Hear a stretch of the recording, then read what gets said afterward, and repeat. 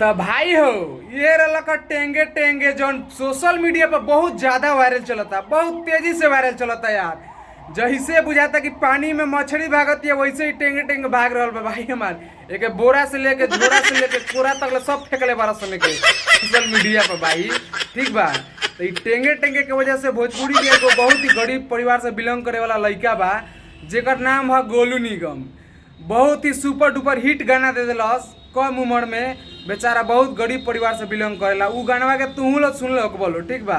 तो गोलू निगम के तू लोग नैका लो देख ले तो एक बार देखा जा हमें गोलू निगम सोशल मीडिया पर छैले बा भौजी तोहर लइका बनैले बा तो खाली घूमे लाने बोने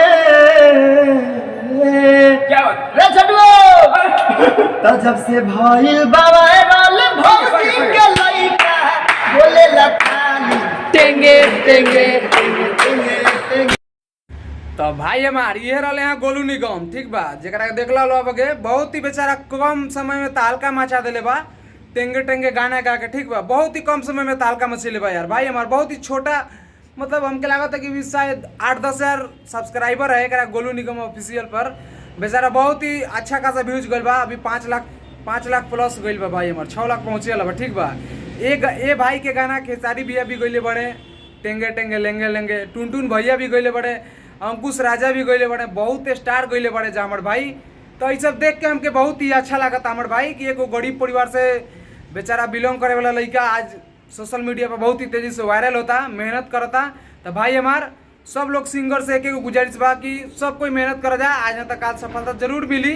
बट हाँ हमार भाई टेंगे टेंगे वायरल भइल बा बहुत ही हमके अच्छा लगता। और एक छोट लड़का के वजह से गोलू निगम के आज जिंदगी में बहुत ही बड़ा मुकाम हासिल हो गई। तो भाई हमारे ये रहे गोलू निगम जरा के बहुत ही तेजी से गाना टेंगे टेंगे वायरल होता भाई हमार। तो बस वीडियो के यही खत्म कर देनी फिर अगले वीडियो में मिलल जी। ठीक बा।